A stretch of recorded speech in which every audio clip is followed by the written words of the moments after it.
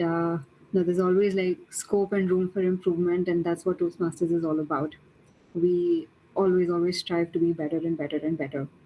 I had a little bit of time with some of you on the question on the screen, why go through the hassle of contests? And I received a few answers from more some of the greener members and some of the more experienced members as well. What I love is that all of us agree on the fact that contests, yes, are a hassle, whether it's preparing, whether it's conducting, and so on and so forth. However, we will circle back to this question at the end of the session, okay? Because there are a few learnings which I personally have benefited from all the times I've competed in whichever format. And there are two in specific which I would really love to share with all of you. And I hope it offers a little bit of perspective that not just these two benefits, but a whole plethora of benefits are available for all of us to avail over here. Awesome. This whole session, we're going to divide into three main parts. Before we start speaking, while we are speaking, and after we are done speaking. That's how we're going to go about it. Every time we near the end of any of these sections, I will open the floor for a couple of questions. If I feel that maybe the question will be answered in a later section, I will request that we hold off on the question. And if it is still not answered, we can directly take it towards the end. So Hum has very kindly blocked, an hour and a half. So we have a good amount of time ready with us. Awesome. So we're going to start with the before we start speaking section first. I would like to ask a few more answers from the audience. Now, this contest that we're talking about over here is called the International Speech Contest. What is so international about it? Can we have a few answers, maybe from some of the new members?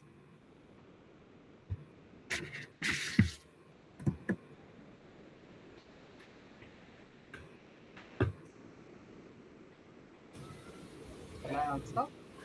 Yeah, go ahead, Soham. Though it's a little unfair because, but please, go ahead. Yes. So, this is the only contest in Toastmasters which goes up to the international level. All the other contests have district as its maximum level, but for international speech contest, there are quarterfinals, semifinals, and then finals at the international. Yes, and the finals they've been trademarked as the World Championship of Public Yes. Speaking. So, all of us, if we do wish to set a benchmark on how we're improving year on year, that's a pretty solid benchmark to aspire to, right?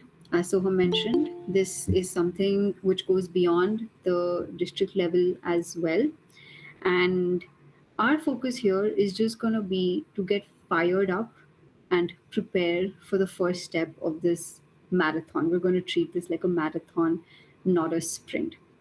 As I mentioned, this whole section is divided into three parts. And the first part is called Before We Start Speaking. I'm going to stop sharing my screen now because there are some very subtle points which I learned over my past contest seasons, which I would really like to share with all of you. First of all, before we start speaking, we need to be eligible for the international speech contest. All right. Now, what is the eligibility criteria for ISC? There are three aspects to this. First is that you must be a member in good standing of a club in good standing. What does that mean? Which means as a member, as a standalone member, all your dues are paid for the month in which your contest is taking place. The transfer and everything should have been cleared by Toastmasters. Nothing should be up in the air. What does it mean to be a club in good standing? Now, of course, you guys are one of the strongest clubs in the entire district. So, a round of applause for yourself and all the XCOM members before, present, and after, because it's not an easy feat to keep meeting week after week. So, a club in good standing is one which has the required member strength and all a certain level of educational program quality in place. Luckily, the club in good standing point is already taken care of.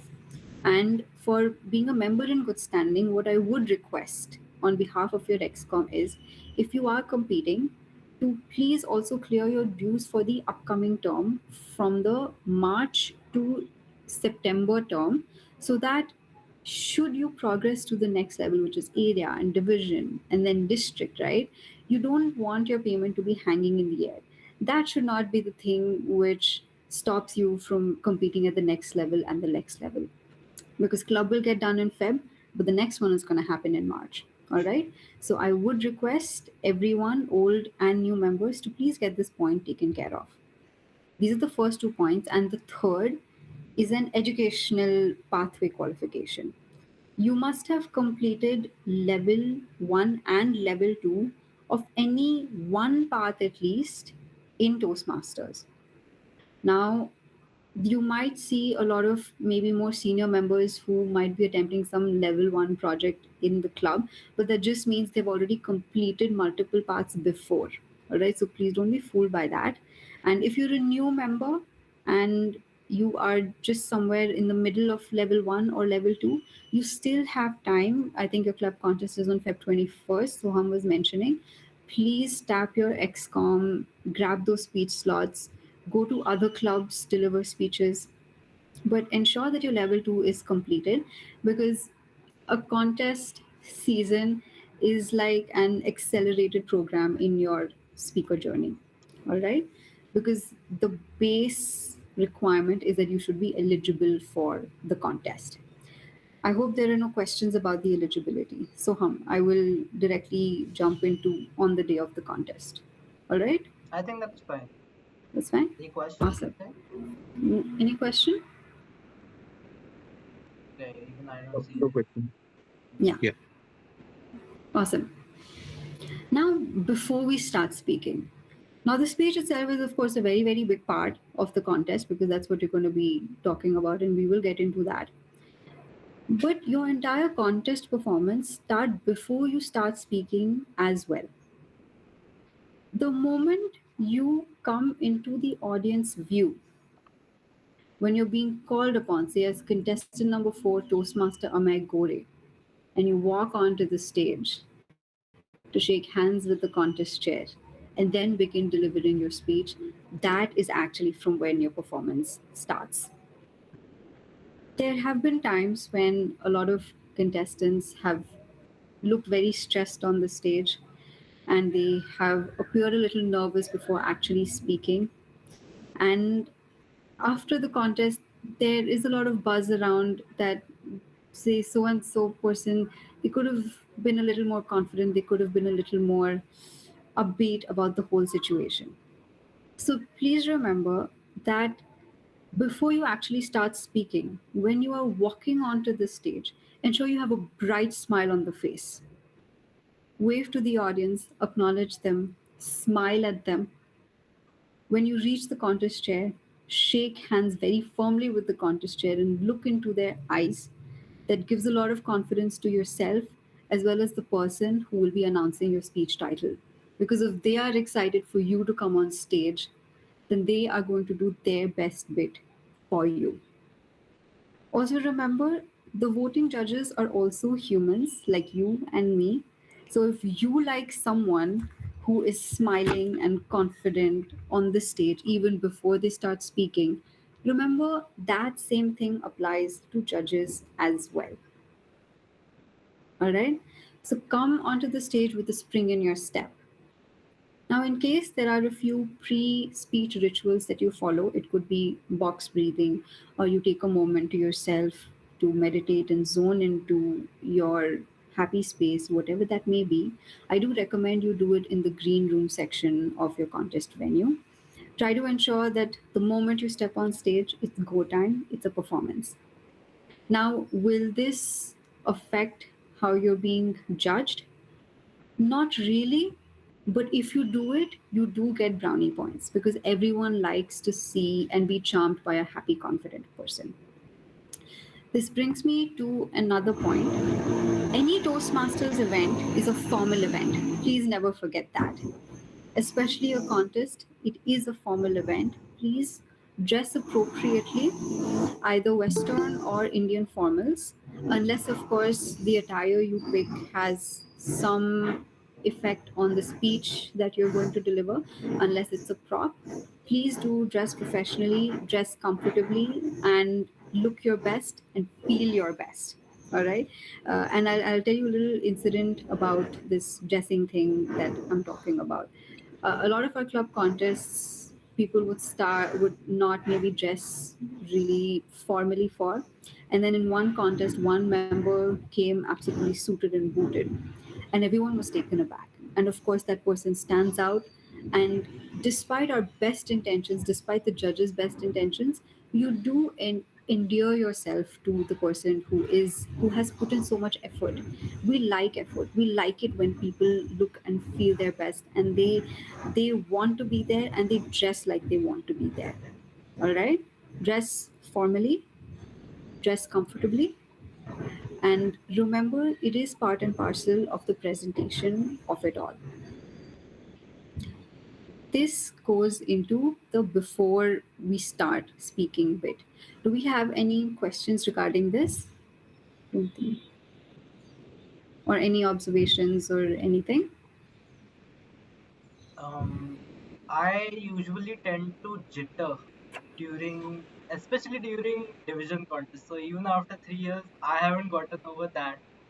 But any solutions to avoid that while going on the stage? I absolutely do get what you mean. And especially if we're not the first contestant, especially if Yeah. we have heard a few contestants before us. I had a very similar issue, and I still do. What helped me, and which could probably maybe something you could explore, and it might not be the best fit for you, but it could put you on the right path. Whenever I was jittery or nervous, I realized it's because I was storing the tension and pressure in my shoulders. Okay. Okay, for me, it was specifically my shoulders. So maybe I would step out before my turn was about to come, and I would physically relax my shoulders. So wherever you're feeling the jitters, if it's a shaking of your leg or clenching of your hands, if you have sweaty palms, or like me, you store in your shoulders and you tend to bunch up, physically relax that part of your body, right? So it's not a mental to physical approach. Go the physical to mental approach. Try that out. It might That's actually quite a good advice. So I'll definitely use it. check it out. And now it's become part of like my pre-speech routine. I always just shake it out like maybe twice or thrice, and that physical relaxation makes me feel more war ready or contest ready when it comes to it.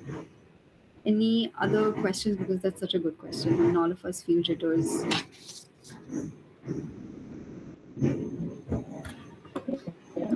Um, Sasha, I have a question. Hey Tej, what's up? Yeah. So, like you said, to be calm on the stage, right? Hmm. Hmm. So my thing is, before I start my speech, I tend to take a deep breath and then I go on the stage and then I deliver. Or if Hmm. even if like have a script in my hand, I tear Hmm. it off and then put it in my pocket. So, would that show to the judges that I'm nervous, or what would you suggest? So, keeping a copy of your speech in your pocket off stage, and just as say an emotional crutch that yes, I have it, and maybe doing that off stage would be a little bit of a better idea. And how you could possibly tweak your pre-stage routine is, before you get on stage or before you come into audience view, you can tap that pocket for a little bit of comfort. But especially for ISC, I personally would not recommend that the sheet of paper come into audience view. It would not work in your favor, is what I would like to say over here. Do that off stage and put it in your pocket. And even when the contest chair is announcing your title and you're about to start speaking, you can touch that pocket for comfort, because you you do have the speech in your head page. I have seen you around. All right, and try to ensure that script, that speech, it's not in audience view once you step onto the stage. But sure, like a pre-stage ritual, 110%, whatever floats your boat. I hope that Okay. helps. I have another question. Yes. Uh, how, how, what would you suggest? How much emotions do you put in your speech? Like, do you put too much emotion or do you put less emotion so that it does not make it dramatic? Dramatic. That's a very good question, and that we will cover. We will unpack that in the while we're speaking section, which we're about to enter. All right. And if that question persists, or if any disambiguation of that question comes up, do ask. All right, and then we can collectively try and address that, and share some best practices that we go over. Yes, yes, sure. Listen. Yeah, yeah, yeah. And one more tip in this before we start speaking competitively. If your costume or your attire is a prop that you wish to refer to during your speech, right? It's a very good idea to practice in that while you're practicing at home, because you don't want to debut your prop for the first time on the stage, because it could be itchy in some places, it could not be a good fit in some places, and it's not a good idea to show discomfort to everyone on stage. All right. Now, when we start speaking, an ISC speech, as we know, is a 5 to 7.5 minute speech. To qualify, you must have spoken for at least 4 minutes and 30 seconds, but the green card will go up at the fifth minute. And the max you can speak for is 7 minutes and 30 seconds, after which you will be disqualified. And this is a very important rule to know, and we will come to that a little later. Now, I would just like a show of hands, just raise your virtual hands over here. How many of us struggle with content and what to talk about? Everyone, everyone. Yeah, yeah, yeah. It's so the bad news is we're gonna suffer from this for the rest of our lives. Okay, there's no quick fix for this. But the beautiful part is, the paradox of it is, we already have everything that we need to talk about. Now, while ISE has no topic restrictions, I mean, of course, we do not talk about sex, politics, and religion. That's a blanket Toastmasters policy. ISC can be any type of speech. It can be an informational type of speech. So, if you're a car enthusiast or a nature enthusiast, you want to talk about cars for 7.5 minutes, types of cars, go for it. If you want to talk about, say, bird, a bird watching expedition, go for it. So there is no limitation on what type of speech you want to go after. That being said, over the years, what resonates the most with the audience is what usually takes the cake. And that boils down to our personal stories and, more importantly, lessons. What lesson has Priya learned? What was the incident which shaped her and that lesson? What lesson has Neeraj been shaped by? What lesson has Tej, Dhruv, Soham, Amay, all of us? So, the two things over here which I would like to highlight, right, is that we do have the content. Let's start asking ourselves the right questions. And what do I mean by that? Again, I would like a show of hands over here. How many of us have met people who have changed the trajectory of our life?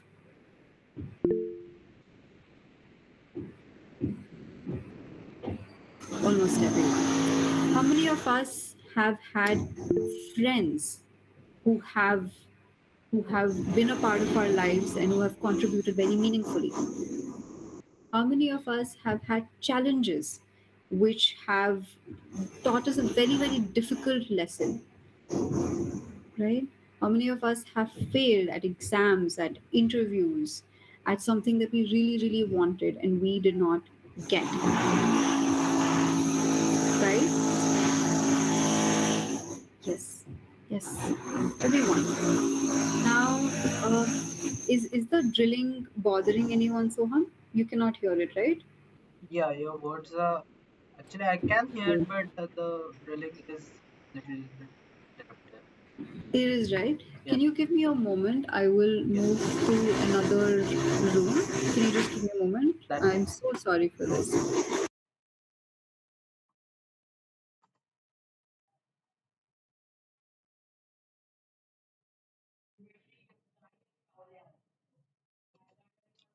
Till then, if any one of you guys have any questions, do note it down. We can ask her after the meeting as well during her different segments. But make sure that you get your questions cleared in this educational session itself.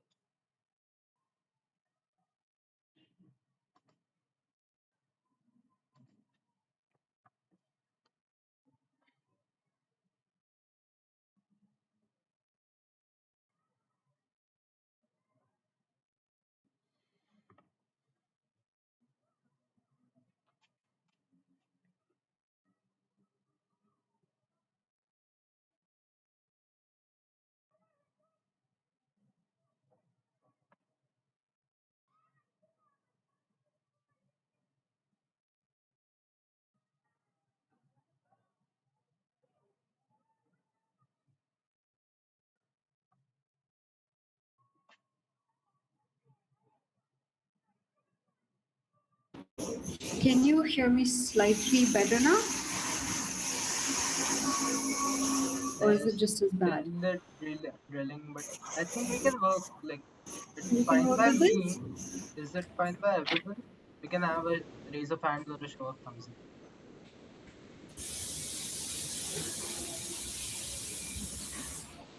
Is it fine? Yeah, maybe in the Teams, that suppressing noise option is there, right, in the settings. Shall we do that?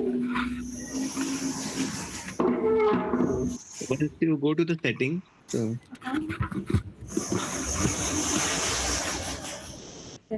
the Settings. audio,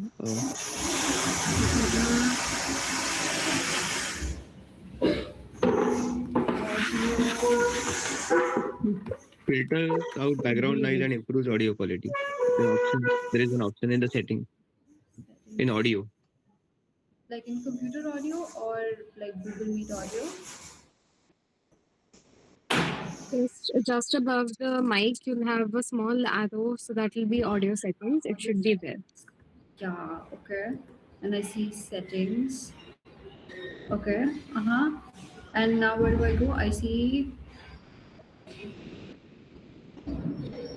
You see audio. I do see audio. Yeah. In that, do you see suppressing noise option? Yeah, yeah. All right. So we were in our perennial row of not having content to talk about. And these are a few starter questions that we can use to get ourselves on the right track. Have you been transformed by a person or a situation or a challenge? And here there are one other way of looking at how we can construct our speech is we can maybe zoom into one particular incident, right? Say for instance, we talk about I don't know if you guys have watched this or even any of the ISC speeches that we saw in the district as well. They talked about one specific incident. For me, it was about the experience I had with my coach for I think Ritesh was the Division B champion, right? He talked about his brush with Jasmine and how that shaped the rest of his life. So, one way is we can zoom into one particular incident which has shaped us. An alternative is we can talk about the recurring theme in our life. What has been one lesson which the universe or God has persistently been trying to teach us, right? And a very famous speech example of that is Dhananjaya Hettiarachchi's I See Something in You.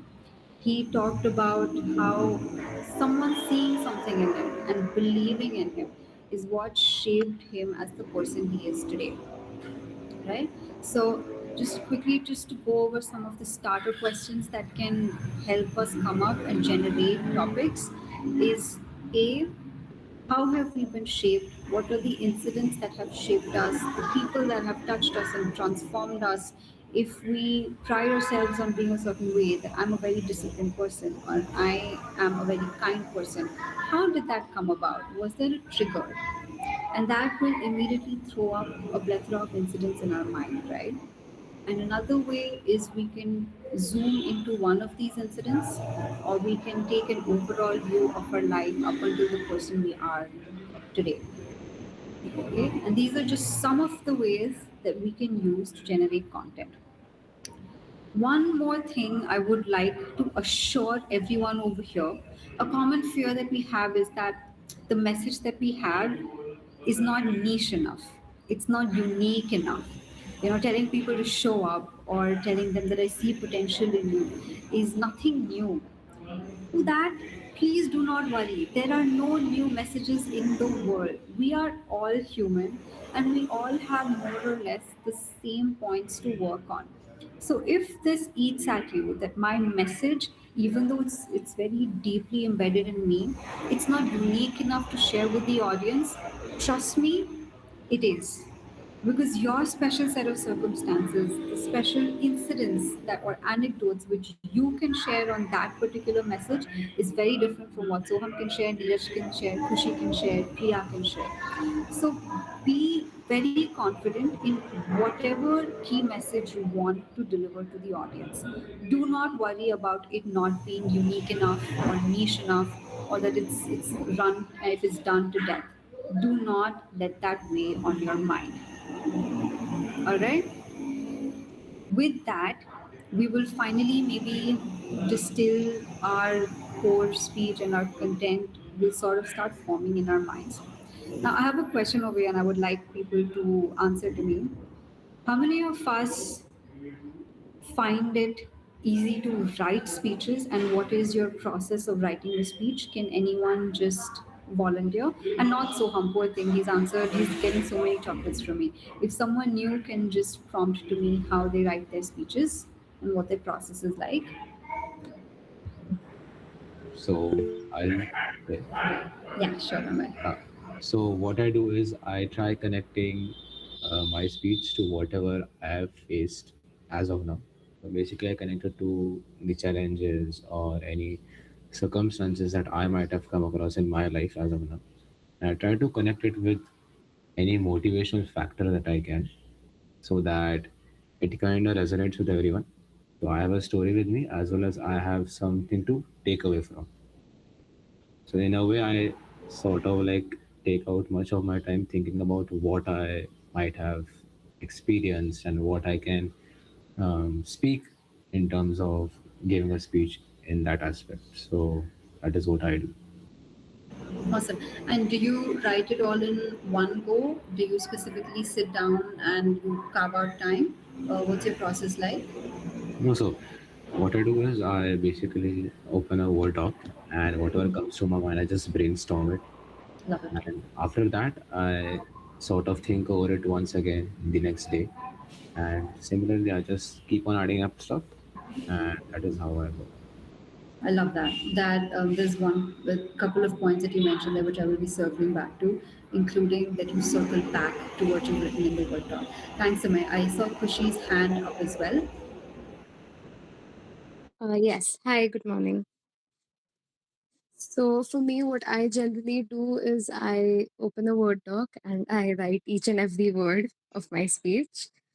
And then I memorize each and every word and practice it. So I'm someone who needs a plan, like I need everything planned. Girl, Recently, I was been there, done that. Girl, been there and done that very yeah, same thing. recently I was told by my mentor to, like just to write a few bullet points and then speak off the cuff. But I don't think I'm prepared to do that yet. I love the idiom that you used off the cuff. If we were having a Toastmasters meeting today, and then I would have been giving you a thumbs up. I absolutely love that. Thank you so much for sharing that, Yes, Kushi. thank Any you. other, absolutely, any other process that we have in the room? No? You don't need to give me a chocolate, but I can share mine. No, no, you get a chocolate, please. So I don't directly write my speech. I usually formulate a lot of ideas in my mind, and those keep me up at night actually. So around 2 o'clock is my best time for generating new ideas. Then I'm like, oh, this can work. This can change a little bit. And once that is done, I usually write it out in parts. So I don't repeat everything. I maybe write out the introduction, then maybe I think, okay, this doesn't sound well in this particular part. I may change it again. And as time goes, I tend to add new things, remove things, things that work. I even use ChatGPT to give me just a good analysis of what I have written, what could work, what I might improve. So I don't directly write the speech using ChatGPT, but I do use it to evaluate what I have written. Amazing, awesome. So these three, right? The three approaches that we saw. Okay, let's let's do one thing. Let's take the best of all these three approaches that we have, and then see what's the best fit for us. And I would like to put forth what works for me, and that's after having tried to dabble and really find what's a good fit for me. The first and most important thing, especially for ISC, that I would urge everyone to do is no matter what your process is, give yourself time to prepare that speech. You want it to be good, you want it to be creative, and you want to feel really, really good about it, okay? And that's not really going to happen if you open your laptop, your Word doc, or pick up your pen and do that, say, 2 to 3 days before the contest. Nothing which comes under pressure is going to be creatively satisfying. Right. So the one thing I would urge all of you, because I personally feel the differences in the speeches I have written a couple of days before versus the speeches which have been marinating in my head for a very, very long time. One thing that used to happen to me, and which might happen to a lot of you as well, as Sohan said, things come to him, like things come to him, maybe disparately, like stars, and he has to make a constellation out of it. Something similar used to happen to me. I would think of like a good joke or like a good anecdote would come to me, but it would feel more like the conclusion of a speech rather than the starting of a speech. Something would come which would feel better like the opening of a speech, but I'm like, but what am I going to talk about in the main body? The speech is not just the opening, right? But who has said that we have to write a speech starting from the start and going to the end? The thing which helped me most is thinking of a speech like a puzzle. You don't have to start from the top left corner and work your way to the bottom right corner. Or you do not have to get the top row right and then row 2, row 3, all the way to row 100. Alright? So, what worked for me is sort of taking a piece of paper. I tore the piece of paper. Okay. I usually, like, I take a blank piece of paper. This has torn itself, unfortunately, and roughly dividing it down the middle, and then into three parts. So I basically have 6 squares on a blank sheet of paper, and whatever ideas are coming to me, I sort of fill it up in roughly the position where I think it would be a really good fit. If I have a very good concluding line or a very good opening joke, I put it in one of the top boxes. Now, the whole blank sheet might look sparse for a bit, for many days, for many months, but over time, it will fill up. And then by the time your contest comes about or your club speech comes about, you will see that all 6 boxes have got at least some content in them. And then it's only a matter of putting in the transitions, right? And then of course running it through that channel before it's right? Any questions regarding this, about this whole pieces in the puzzle sort of analogy?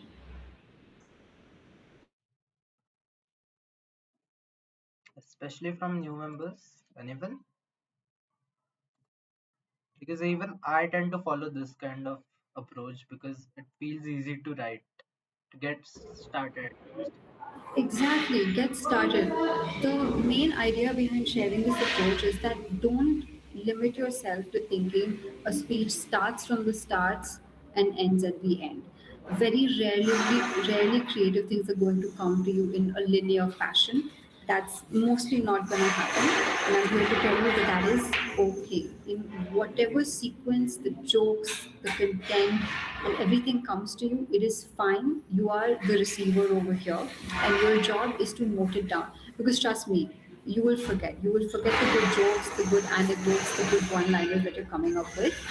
So, as soon as it comes, note it down, and over time, your speech content will at least start to populate itself. All right.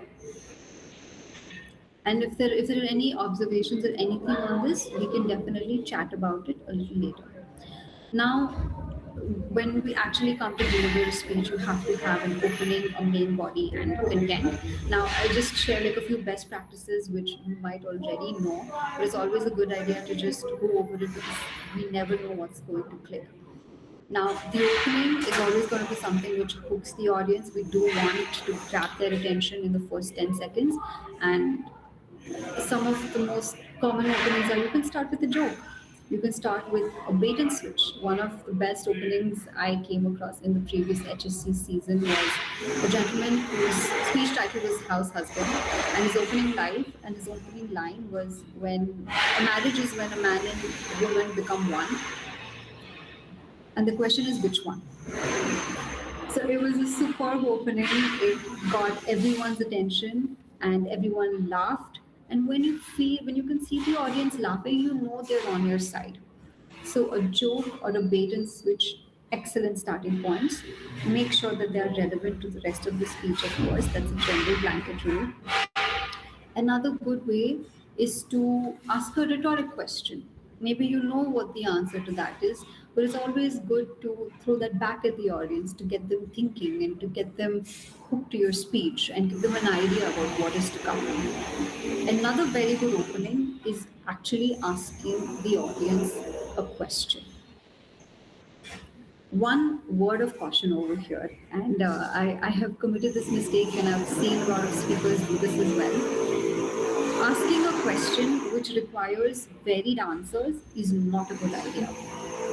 Asking the audience when was the last time you went on a vacation is not a good idea because people will throw answers back at you and they will be varied.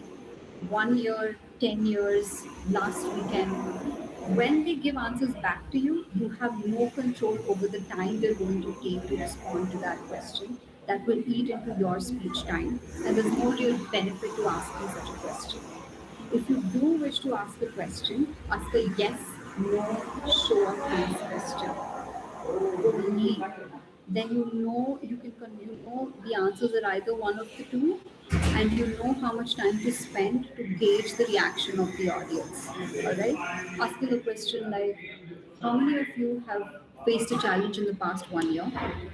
Maybe half the audience will raise their hands. But no one's going to unpack the trauma that they've had in the past 1 year, which is not what you want at all.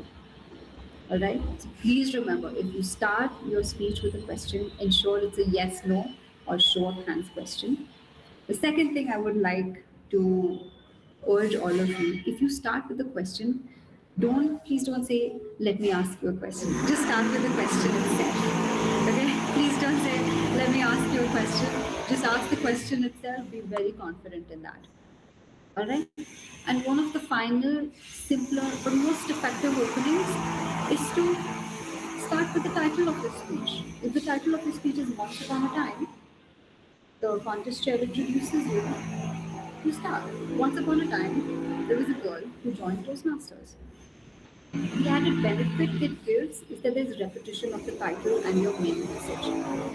All right, so these are some of time tested and really good openings that you can choose from, and this is only to set you on the path to come up with something even more creative if that occurs. Right?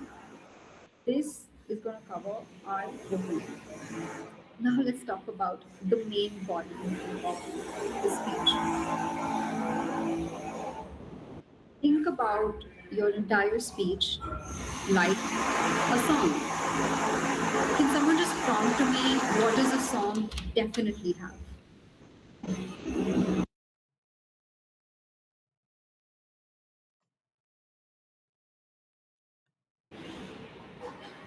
A song will have a chorus. Okay. A song will definitely have a chorus which is repeated throughout the melody, right? And each time the chorus comes across in the song, the meaning is slightly different by the preceding verse. All right? Think of your speech like a song. Your main message then is going to be the chorus of the speech, which also brings me to the fact that your main message should be repeated at least a few times so that the audience is not in two minds about what she is trying to say, what Amay is trying to say, what Neeraj is trying to say. Alright? If your entire speech is a song, your main message is your chorus. Alright? Try to repeat it a couple of times, and each time you place your main message, try to ensure you're unpacking a new level of meaning to it. It's not just mere repetition of it, right? For instance, when I was talking about my whole archery incident when I was young Indian student, for me showing up was more like, yeah, I've signed up for a club in my school, and I just happen to be progressing through these levels, so I'm just showing up to like mark off attendance, right? I can say that I've done all the extracurricular in my school days. But by the end of it, after being, say, demeaned by the coach and having a really really hard time and losing the contest, then showing up took on more deep meaning for me. That I have to, despite all the challenges and everything, I have to keep showing up. It's not just mere attendance and compliance. All right. And that, of course, is going to tail off into the conclusion of the speech. A lot of us find it, I find it very difficult because sometimes conclusions can feel abrupt. You have laid your soul bare to an entire audience for so long, and now suddenly you need to end it. How are we going to do that? And here is a very good reminder that when we are delivering a speech, the anecdote might be personal, it might be very, very close to us, but we must remember the speech is for the audience. It might be the most harrowing thing you're talking about, but the speech is for the audience. And especially if it's a hero story, right? Like you cleared an exam, or you faced a very, very difficult time in your life. Our conclusion should always remind the audience that if I can, you can too. We should never ever forget to offer our audience back the message and our anecdote. Let's see, this is me humbly offering my, yes, thanks so much. We are humbly offering my experience, my the things that worked out for me, and I'm placing it before you, trying to remind you and tell you that if I can do it, you most definitely can do it. This is also what we usually call as call to action, right? Where we are specifically directing the audience's attention to what they want to do after listening to our main message and our story for, say, 5 odd minutes, right? The conclusion should always shift the attention back to the audience. So, if, and a very good way over here is if you're starting your speech with a question, perhaps, right? You can bring that question back again to the audience. And this brings a beautiful full circle moment. And to sum it up, the conclusion is nothing but reminding the audience that if I can, so can you. This is how I did it. Now you take this, go out into the world, and conquer whatever fear you have. Awesome. Now, this sort of covers the content of it, and a few housekeeping, now a few policy things we will just touch upon very, very quickly. Props. Can you have props? Yes, you absolutely can. A few ground rules. The you should be able to set up the prop within the 1 minute of time you get before you're called onto the stage.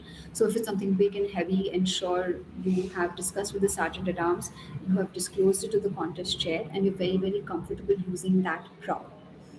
What can happen is we can see a lot of people using multiple props, and we feel like, our speech does not really need a prop, but to tick mark it off, should I use it?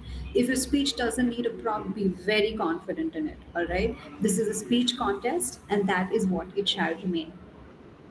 And if you are using a prop, if it is relevant to your speech, a good litmus test is, does the prop have meaningful usage at the start of the speech and at the end of the speech? If it's a mere gimmick, avoid. Avoid. There is no need to tick box this thing off in the judge's ballot. There's nothing in the ballot about a prop. And we will go over that in a bit as well. All right? So, this is all about the content of the speech. Do we have any questions regarding this? Because after this is really short, I just want to touch upon what I do after speech contest and what are the things that help me and why I go through the contest. Any questions regarding this? I know we discussed and talked about a lot. Well, for content, what or rather the body rather, what is suggested that we have maybe three stories or a singular story focused on our message. So Right. I get your question. And here, here, uh, the final discretion, of course, lies in the hands of the speaker themselves. Okay. Traditionally, what I've seen is one story is unpacked in great detail for more impact. All right. However, if there are three stories which link beautifully one into the next, and especially if they're chronologically separated to show your growth as a person over the years, masterfully, if we can touch upon all three the way Dhananjaya did, right, in his story, absolutely go for it. I mean, this is our space to be creative and challenge ourselves. So, recommendation is, are you comfortable with it? Go for it. Why not? But not more than three. Not more right. than three stories, right? Three upper limit and one main message. Uh, a lot of contestants do try to pack in more than one main message in 7 minutes. Usually, the second or third message gets diluted. So even if we are stitching together three anecdotes, right? Let's ensure that the message that they're denoting is crystal clear. Nothing else can be construed from those three stories. Yeah. Right. Any other questions? Yeah, of course.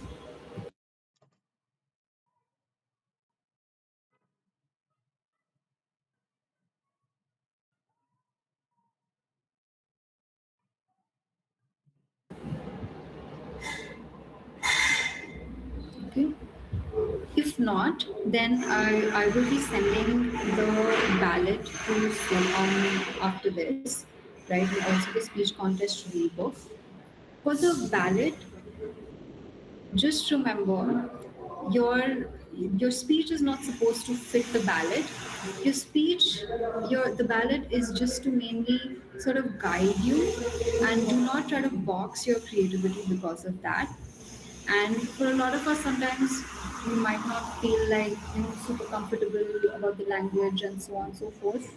Language is has got the least amount of weightage when it comes to Toastmasters, and they can max cut, I think, 5 marks for grammar and 10 marks for like grammar and correctness. Please do not bother yourself with that. Content is king. That's going to be 50% of your weightage, followed by your delivery, followed by language. Let's quickly go over grounds of disqualification. We are almost to time. Grounds of disqualification one, if you go overtime beyond 7 minutes and 30 seconds, God cannot help you either over there.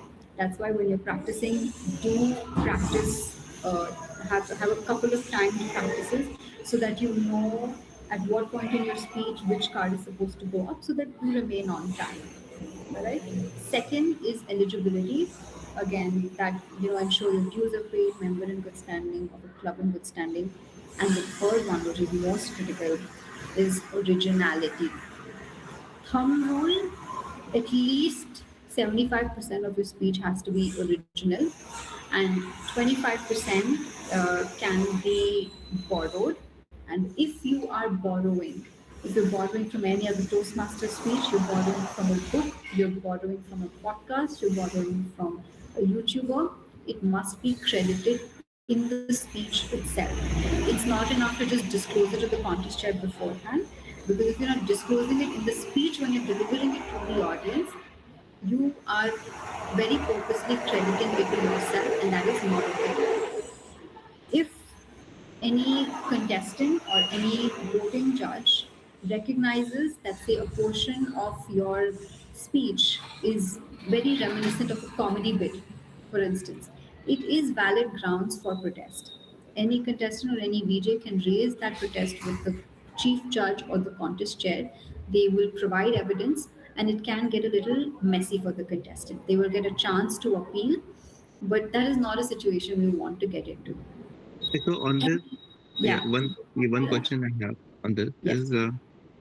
now let's say the speech is in different language and I Yes. translate into different language. Huh, So huh. still it will be considered copying. No, no, no, not at all. So, especially, thank you so much for bringing that point. For instance, your entire speech is about the Japanese concept kintsugi, right? Or it's about kaizen or continuous improvement or some word which comes from a foreign language. Definitely, you can go ahead, but it must be translated into English for the audience. And after that, you can continue using the Japanese, German, Hindi, Marathi word. That is absolutely okay. But it must be very clearly translated at least once, Okay. right? And yeah, one more thing. Let's say there is a podcast in Hindi or Marathi, and Huh, huh. that I copy and translate into English, and let's say 100% I copy and give my speech. Is it Huh. okay or not okay? No, That case. not okay. Not okay. Not okay, especially because, see, when you're saying on a copy like a full podcast, I'm guessing content, structure, jokes, everything, right? That is grounds for someone to say, ki, yeah, this might be in English, but there is no original speech development, there is no original idea, there is no original delivery over here. And that is valid ground for protest. Okay. It is. And last question. So let's say if I speak on a famous personality, Huh, let's huh, say Narendra Modi or something, and there is a movie on that person, huh, huh, or huh. there are a lot of podcasts on that person, or there are a lot of lectures on that person. Hmm. So how about that case? I mean, No, that's okay. You then can speak on a person, you can. You can speak about a person. You can talk about, say, great life lessons from Steve Jobs. That's absolutely fine. Right? And then if you're talking about Steve Jobs, stay hungry, stay foolish, wo to aana hi hai. Right. So that is okay. You can talk about a person and you'll be naming that person, right? That is yeah, absolutely okay. The distinction that Toastmasters is trying to make is that we should not be taking undue credit for someone else's original thought or creative work.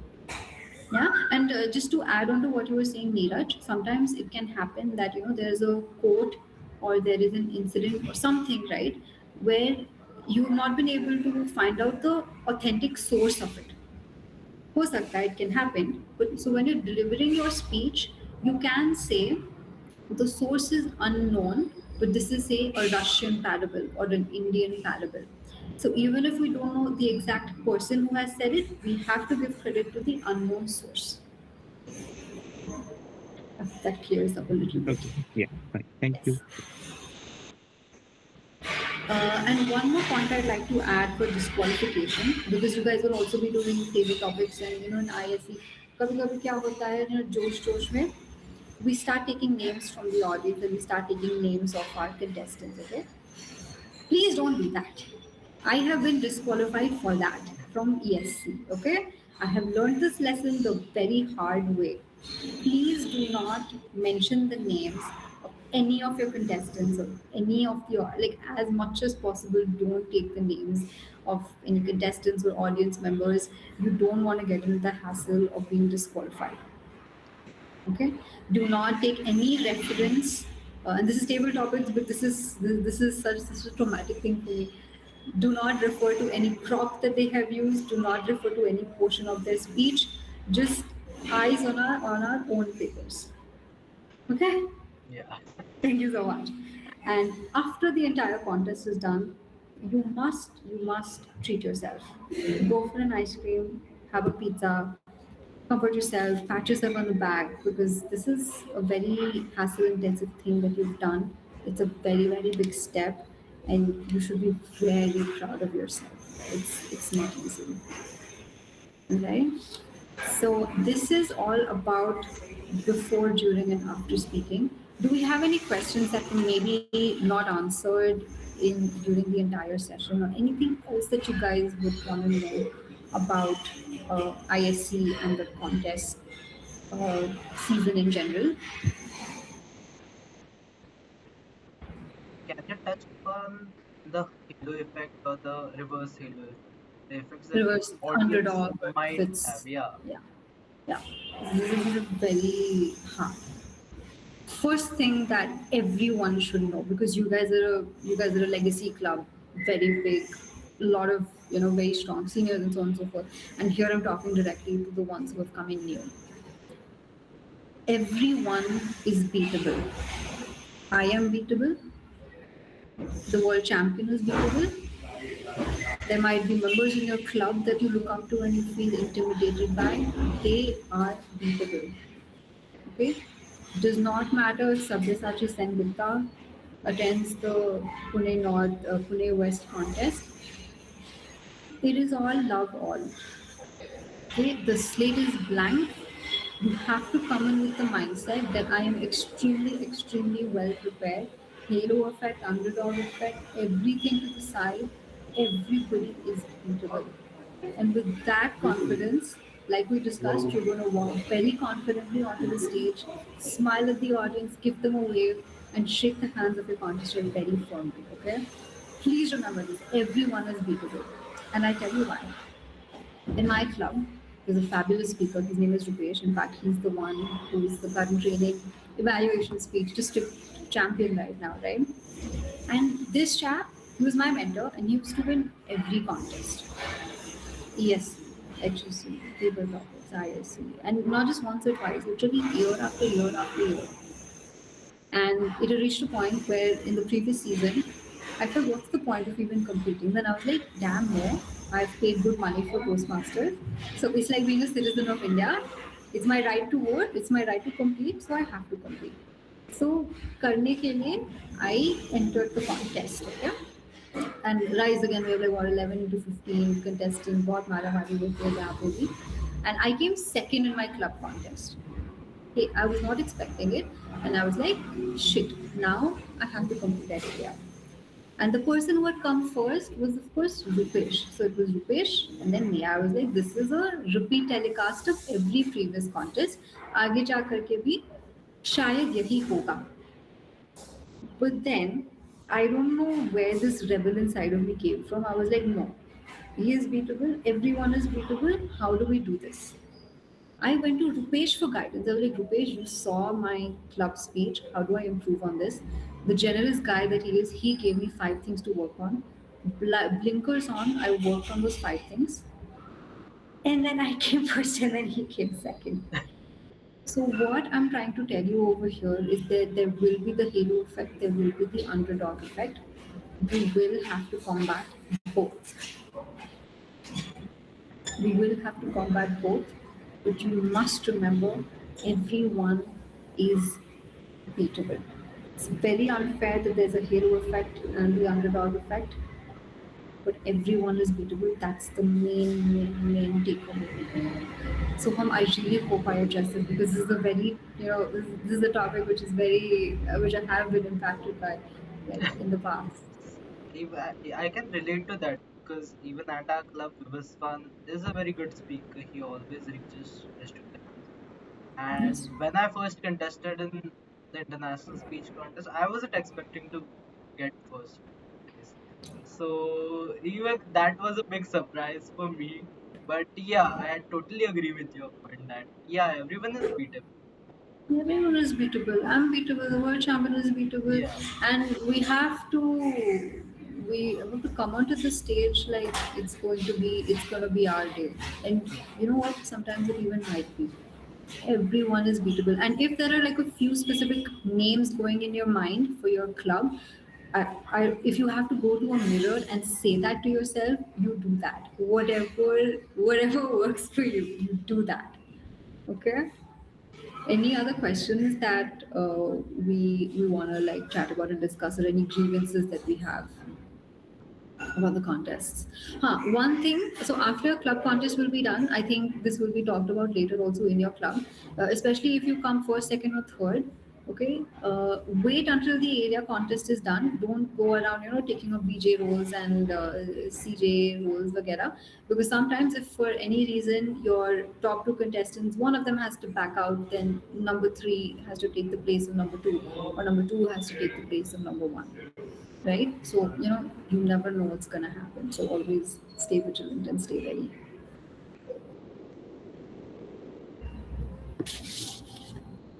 Any questions, guys? Remember? Any questions? Anything else that you guys wanna ask about? Just contests in general. What's the timetable like, etc., etc.